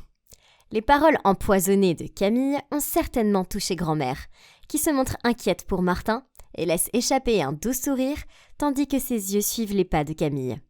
Et ce n'était qu'un début. Le jeu de Camille a continué, car quelques jours plus tard, elle s'est présentée sur le pas de notre porte en larmes. Puis, elle nous a raconté que le lieu de la fête d'anniversaire de Martin avait annulé la fête et qu'ils avaient refusé de la rembourser. Évidemment, mon oncle lui a dit qu'elle pouvait faire la fête chez nous et qu'il couvrirait les frais. Le jour de la fête, j'ai vu Camille passer à mon oncle tous les reçus pour le château gonflable, le musicien, le traiteur, etc. Elle a tapoté doucement son ventre et a souri. « Tu seras un père merveilleux. Tu sais, on pourrait toujours avoir un autre après celui-là. » Gratuitement, bien sûr. Plus tard, je l'ai vu murmurer quelque chose à Martin. Et l'instant d'après, il a couru vers mon oncle, lui a serré les jambes et a dit « Merci pour la fête, papa. » Puis Camille s'est précipitée vers lui, a caressé ses cheveux et a dit « Oh, chérie, ce n'est pas ton papa. Mais ce serait bien, n'est-ce pas, de vivre tous ensemble ici avec le bébé. Trop, c'est trop. » Alors, ce soir-là, j'ai confronté mon oncle et ma grand-mère à ce sujet. Je n'ai pas un bon pressentiment sur Camille. Je pense qu'elle essaye de rompre le contrat. Mon oncle a soupiré, puis a dit « Je sais. » Puis grand-mère a ajouté « Camille a raison. Oliver ne peut pas faire ça tout seul. Tu es trop jeune et je suis trop vieille. C'est donc logique que Camille reste dans le coin pour l'aider. C'est toujours mieux que d'avoir un inconnu dans les parages, non ? Je peux aider !» J'ai élevé la voix. « Plutôt moi qu'elle. Je n'ai pas confiance en elle. » Ma grand-mère a secoué la tête. « Mais c'est elle la mère. C'est elle qui porte le bébé. Leur lien est indéniable. » Je sais ce que c'est que de perdre des gens qu'on aime. Camille va briser le cœur du bébé.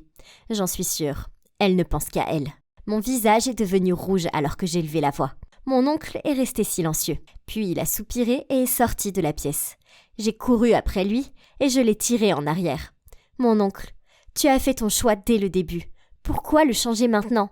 Il a répondu en gardant les yeux rivés sur le sol. Ta grand-mère n'a pas tort. Quoi ?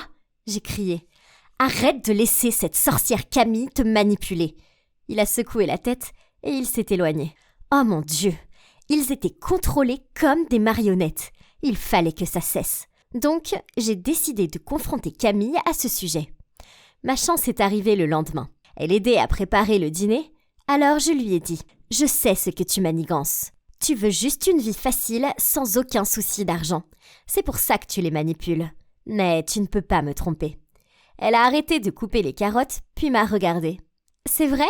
Le truc, Lina, c'est que j'ai toujours ce que je veux. » Elle a fait un sourire maléfique, puis elle a enfoncé le couteau dans la carotte avec une telle férocité que j'ai sursauté. C'était officiel. Camille était folle. Mais je n'avais aucune preuve. Donc en fait, il n'y avait absolument rien que je puisse faire à ce sujet. Comme prévu, la folie a continué. Le lendemain, je suis allée dans la chambre de grand-mère et je l'ai vue, l'air agité, fouiller dans son tiroir de chevet. Encore une fois, je ne trouvais pas mes pilules. Et il continuait à apparaître dans des endroits étranges. Elle semblait vraiment inquiète de perdre la tête. Plus tard, quand nous étions tous en train de dîner, Camille est allée au réfrigérateur et, surprise, devinez ce qu'elle y a trouvé. Ouais, les pilules de grand-mère. De toute évidence, Camille les avait mises là. Puis elle s'est approchée de grand-mère, lui a frotté l'épaule et lui a dit avec inquiétude « J'aurais dû m'occuper davantage de toi. Nous devrions te faire examiner par le médecin le plus tôt possible.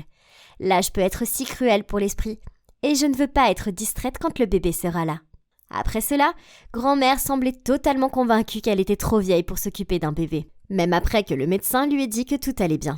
De plus, elle était catégorique sur le fait que Camille devait emménager pour aider. Oh, quel serpent cette Camille ! Un mois plus tard, le bébé est né. Une fille. Mon oncle l'a appelée Clara, comme ma mère. Nous avons tous pleuré des larmes de joie et l'avons accueillie dans notre famille. Camille a eu son souhait exaucé. Et elle et Martin ont emménagé dans notre maison. Un matin, je suis descendue pour voir Camille tenant le bébé. Devant elle se trouvait le contrat déchiré. Je lui ai dit de partir et elle a souri et dit « Tu es une fille intelligente, Lina, mais tu n'es pas de taille face à moi. Je ne vais nulle part. C'est ma maison maintenant. Alors fais-toi à l'idée. » Je savais qu'il était inutile d'en parler à mon oncle et à ma grand-mère. Je ne pouvais pas laisser cette femme détruire ma famille. Elle était dangereuse. Je pouvais finir par blesser tout le monde. Elle ne s'arrêterait jamais jusqu'à ce qu'elle ait ce qu'elle veut. Et il n'y a pas moyen que je laisse cela arriver. Alors, quand Camille était dans la salle de bain, j'ai pris Clara dans mes bras. Et avant que je puisse m'en empêcher, je me suis enfuie de la maison et hors de leur vie. J'ai déménagé dans une nouvelle ville et j'ai trouvé un nouveau travail. Ce n'était censé être que temporaire. Mais je suppose que j'étais trop égoïste et que j'avais peur de revenir en arrière. J'ai toujours été honnête avec Clara sur un point. J'étais sa cousine, pas sa mère. Alors, quand Clara a dit ces mots, « Lina, pourquoi tu es seulement ma cousine et pas ma maman ?» Je me suis sentie si coupable. Elle ne pouvait pas avoir de relation avec son père à cause de moi. Oui, j'avais voulu que ma famille sorte du piège de Camille. Mais ce que j'ai fait n'était pas juste pour mon oncle. Je le savais maintenant. Je n'avais aucun droit d'éloigner sa fille de lui pendant 4 ans. Je me sentais si mal en pensant à la tristesse et à la blessure que j'avais dû causer à lui et à ma grand-mère. La culpabilité me rongeait et je savais que je ne pouvais plus continuer comme ça. J'ai donc appelé un vieil ami de la famille et je lui ai demandé d'approcher mon oncle. Plus tard dans la journée, mon ami m'a rapporté un message de sa part. « Camille est partie et ne reviendra pas. Tu avais raison à son sujet. Bien sûr, elle n'en voulait qu'à mon argent. Après ton départ, elle ne semblait plus du tout se soucier de Clara et a même menacé d'aller voir les flics pour te dénoncer si je ne la payais pas. S'il te plaît, reviens vers moi et ta grand-mère. Nous ne sommes pas contents de ce que tu as fait, mais nous savons que tu avais de bonnes intentions. On t'aime et on veut juste que nos filles reviennent à la maison. » Des larmes ont coulé sur mon visage. Ils avaient trouvé dans leur cœur la force de me pardonner. Fuir n'avait jamais été la solution, même si je l'avais fait avec de bonnes intentions. Il était temps d'arrêter de fuir, il était temps de rentrer à la maison. Alors, j'ai regardé la petite fille qui me rappelait tellement mon oncle. Clara, j'ai pris sa main. Tu es prête à rentrer à la maison chez ton papa ? Parfois, dans la vie, nous faisons des choses dont nous ne sommes pas fiers. Mais honnêtement, si je devais revenir en arrière et tout recommencer, je ne changerais rien. Écoutez mon histoire et dites-moi si vous pensez que j'ai fait le bon choix. C'était un parcours de fou. Je m'appelle Delphine et j'ai grandi orpheline. Lorsque j'avais seulement 5 ans, mes parents ont été arrêtés car ils appartenaient à une sorte de mafia. Je n'avais pas de famille. Alors on m'a envoyée dans un orphelinat. J'étais trop jeune pour vraiment comprendre tout cela. Je pensais simplement que mes parents étaient tellement occupés par leur travail qu'ils n'avaient pas le temps de s'occuper de moi. Mais plus tard, j'ai compris que mes parents étaient de mauvaises personnes, qu'ils me frappaient souvent et qu'ils me privaient même de nourriture quand je faisais des bêtises. Au cours des 4 années suivantes, j'ai été adoptée par 3 familles différentes. Les 2 premières expériences ne se sont pas bien terminées et les familles m'ont renvoyée. Mais la 3e famille était vraiment gentille. Malheureusement, la chance n'était pas de notre côté. On a eu un accident de voiture. J'ai eu la chance de survivre, mais mes parents adoptifs n'ont pas survécu. J'étais dévastée et on m'a renvoyée à l'orphelinat. Je ne comprenais pas pourquoi j'étais si malchanceuse. J'avais vraiment l'impression que l'univers me punissait. Les années ont passé et aucune autre famille ne m'a adoptée. Alors dès que j'ai eu 18 ans, je suis partie et j'ai décidé de recommencer ma vie toute seule. Mais ce n'était pas facile. Je n'avais pas eu de véritable éducation et je n'arrivais pas à trouver un travail décent. J'ai fait beaucoup de boulot au hasard, comme livreuse de pizza, distribuer des prospectus dans la rue et travailler un peu dans un supermarché. Mais l'argent n'était jamais suffisant. Je détestais l'admettre, mais il m'arrivait de voler des provisions au travail. Cependant, une fois, je me suis faite prendre et bien sûr ils m'ont virée. Ça craint. Comment pourrais-je tenir jusqu'à demain avec 2 $ dans mon portefeuille maintenant? J'ai dit à mon collègue Alice à quel point ma vie serait misérable sans ce travail. Puis Alice m'a souri et m'a dit qu'elle connaissait un autre moyen de gagner de l'argent. Elle m'a dit que ça se reproduirait une seule fois et que ce serait risqué, mais que l'argent serait suffisant pour me faire vivre pendant des années. J'étais impatiente d'en savoir plus. Mais vous ne croirez pas ce que c'était. Le travail consistait à kidnapper la fille d'une riche famille et à demander une rançon. Alice a dit que tout ce que j'avais à faire était de m'occuper de l'enfant pendant quelques jours dans un entrepôt abandonné. Et quand les parents auraient payé la rançon, ils renverraient l'enfant et je serais libre de partir avec tout mon argent. Je veux dire, ça avait l'air facile, non? Ce n'est pas comme si je l'avais kidnappée. Je prenais juste soin d'elle pendant quelques jours. C'était plus comme une babysitter. Donc, rien ne pouvait mal tourner, pas vrai? La petite fille s'appelait Louise et elle avait juste 2 ans. Ses parents, Monsieur et Madame Taylor, étaient connus et ils étaient très riches. Le plan était en fait très simple. Tous les dimanches, sa nounou l'emmenait au parc et c'est là qu'elle devait être kidnappée. Vous vous demandez probablement si ça a bien tourné. Eh bien, je ne suis pas en prison en ce moment, alors voilà. J'attendais dans l'entrepôt et ils ont amené Louise. Maintenant, tout ce que nous avions à faire était d'attendre. L'entrepôt était assez miteux, mais il y avait de quoi survivre. Au début, Louise a beaucoup pleuré et je n'arrivais pas à la calmer. J'ai essayé de lui faire écouter Baby Shark sur YouTube. Écoutez-le ou pas, ça a marché et elle a arrêté immédiatement. Dans la nuit, Alice a appelé pour dire que les parents de Louise refusaient de payer et que la police était impliquée. Oh mon Dieu! Et maintenant quoi? Ils ne pouvaient pas me laisser ici avec cette gamine. La seule option à laquelle Alice a pensé était que Louise et moi nous cachions dans la ferme de ses grands-parents pendant quelques années. Puis, quand l'affaire se serait calmée et que tout le monde l'aurait oubliée, nous pourrions laisser Louise devant un poste de police. C'était de la folie! Mais quel choix avais-je? Le visage de Louise figurait maintenant sur tous les journaux et les pages web, sans parler du fait que je ne savais rien de l'éducation d'un enfant. Quel désastre! Mais hé, au moins j'aurais pu déménager dans une ferme.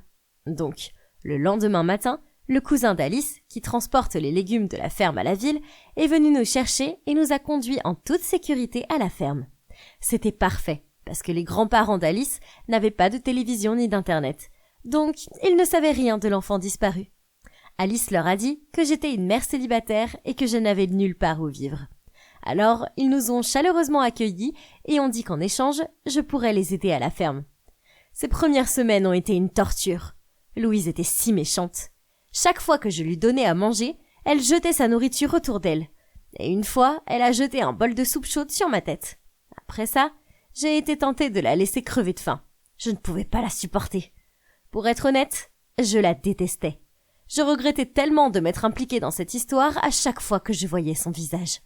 Mais un soir, Elle était allongée sur le lit à côté de moi et j'étais impressionnée. Je suis allée la réveiller pour la descendre pour la dîner et elle était brûlante. J'ai commencé à paniquer. J'ai cherché un thermomètre et sa température était de 39 degrés. Je devais faire baisser sa fièvre. J'ai demandé aux grands-parents d'Alice de m'aider à acheter des médicaments pour elle. Je paniquais sérieusement, car elle tremblait maintenant. Je l'ai prise dans mes bras et j'ai réalisé que j'allais protéger cette petite fille quoi qu'il arrive. Elle avait l'air si innocente et j'ai senti mon cœur s'ouvrir à elle. Nous avons dû nous endormir, car je me suis soudainement réveillée 1 heure plus tard et j'ai été soulagée de voir que sa température était redevenue à la normale. Après cela, je me suis sentie plus proche de Louise. Et honnêtement, elle était plutôt mignonne. Bientôt, je cousais ses petites robes et je cuisinais ses plats préférés. Nous avions en fait beaucoup de choses en commun. On aimait toutes les deux les macaronis au fromage. On détestait les carottes et on était accros au chocolat. Très vite, 1 année s'est écoulée. Et Louise a commencé à parler. Et puis, elle a commencé à chanter. Et oh les gars, elle est la chose la plus adorable qui soit. Et puis un jour, elle s'est tournée vers moi et m'a dit « Maman !» J'ai presque pleuré, je me sentais si heureuse. Mais ce n'était pas bien. Je devais la rendre à ses parents. Elle ne méritait pas de vivre une vie loin d'eux, comme j'ai dû la vivre moi loin des miens. Alors, j'ai fait quelque chose de fou. J'ai vu que les parents de Louise cherchaient une femme de ménage à temps partiel. Alors j'ai utilisé un faux nom et j'ai postulé pour le job. Je voulais savoir si c'était sûr de rendre Louise sans me faire prendre. Mais il a été immédiatement clair que quelque chose n'allait pas. C'était comme si elle ne leur manquait pas. Je veux dire, imaginez si votre enfant avait été kidnappé. Vous pleureriez sûrement beaucoup, non? Cette famille était différente. Tout ce qu'ils semblaient faire était de travailler. C'était si facile de se faufiler dans leur maison. Ils partaient au travail à 9h tous les matins et ne revenaient qu'à 19h. La chose dont je devais me méfier était Madame Roberts, la gouvernante. Un jour, je cherchais la chambre de Louise pour voir si je pouvais prendre certains de ses jouets. Mais je ne la trouvais nulle part. Il n'y avait pas une seule pièce qui ressemblait à celle d'un enfant de 2 ans. Avait-il vraiment déjà rangé sa chambre? Ou ils ont juste abandonné tout espoir? Alors, j'ai décidé de fouiller le sous-sol et, pote, j'ai trouvé une boîte pleine de jouets. Mais ce n'était pas la seule chose qui s'y trouvait. Il y avait aussi une photo froissée. Curieux, je l'ai dépliée et j'ai vu une petite fille sur la photo. J'ai gelé. Cette petite fille n'était pas Louise. Elle avait environ 5 ans et me semblait familière. C'était comme si je l'avais déjà vue auparavant. Est-ce possible? Est-ce que c'est moi? Mais pourquoi les parents de Louise avaient-ils une photo de moi? Soudain, Madame Roberts est apparue et a dit « Qu'est-ce que vous faites ici? Je savais qu'il y avait quelque chose de louche chez vous. Je vais appeler Madame Taylor. » Elle a rapidement pris son téléphone et était sur le point de composer son numéro. Je le lui ai pris, mais cette vieille dame était forte. Nous nous sommes battus pour son téléphone. Puis elle m'a lâché. Elle a eu un air choqué et m'a pointé du doigt d'une voix tremblante. Elle a dit « Tu es Delphine, n'est-ce pas ?» J'étais stupéfaite. Comment connaissait-elle mon vrai nom? Oh mon Dieu, elle devait savoir que j'avais kidnappé Louise. J'étais probablement sur le point d'aller en prison. Mais elle a continué à parler, et j'ai cru que j'allais m'évanouir. Les parents de Louise étaient aussi mes parents biologiques, ce qui faisait de Louise ma sœur. Madame Roberts m'avait reconnue parce qu'elle avait vu la cicatrice sur mon bras, qu'elle disait que j'avais eue en tombant d'un arbre. Elle travaillait pour ma famille avant même ma naissance. Mais ensuite, elle a dit quelque chose qui m'a choquée encore plus. Ne reviens pas dans cette famille, Delphine. S'il te plaît, c'est pour ton propre bien. Si tu restes, tu seras en danger, comme la pauvre petite Louise. Il ne se souciait pas du tout d'elle. Il la laissait souvent mourir de faim. Et puis elle a été kidnappée. Ils n'ont même pas pris la peine de la chercher. Ils sont cruels et sans cœur, et tout ce qui les intéresse, c'est de faire de l'argent. Avoir un enfant pour eux n'était qu'une partie de la couverture pour leurs affaires illégales. J'espère vraiment que Louise est dans un endroit plus sûr maintenant. Tout est mieux que cette famille. Oh mon Dieu, c'était vraiment fou! Après toutes ces années, j'avais enfin retrouvé mes parents. Mais au fond de moi, je savais que Madame Roberts avait raison. Si Louise et moi revenions, nos vies seraient un enfer. Avant de quitter la pièce, j'ai posé une dernière question à Madame Roberts. Mes parents m'ont-ils cherché quand ils sont sortis de prison? Madame Roberts a secoué la tête avec tristesse. Mais soyons honnêtes, je connaissais la réponse avant même de la poser. Alors, je suis retournée à la ferme et j'ai continué à m'occuper de Louise. Maintenant que je savais qu'elle était ma sœur, je l'aimais encore plus. Je me suis promis de lui donner la vie qu'elle méritait. Cela fait 10 ans maintenant, et on s'en sort très bien. Nos parents ont un peu cherché Louise, mais seulement pendant 1 mois. Puis, ils ont abandonné. Madame Roberts avait raison. Ils ne se souciaient pas de Louise, ni de moi d'ailleurs. Quand on s'est senti en sécurité, Louise et moi avons déménagé au Canada. J'ai commencé à travailler dans différents endroits, et j'ai même pris quelques cours. Il s'avère que j'ai une passion pour les plantes, ce que je dois au temps passé à la ferme. J'ai donc ouvert un petit magasin de plantes et les affaires marchent très bien. Louise est ma motivation. Et c'est grâce à elle que je travaille si dur et que je continue de me battre pour nos vies. Maintenant, nous sommes plus heureuses que nous ne l'avons jamais été. Quand Louise aura 18 ans, je lui dirai tout. Mais pour l'instant, je vais la laisser penser que nos parents ne sont pas de gens méchants et qu'ils sont juste occupés à travailler dans un autre pays. Alors, qu'est-ce que vous en pensez? Est-ce que vous êtes d'accord que j'ai fait le bon choix? Je pense que oui.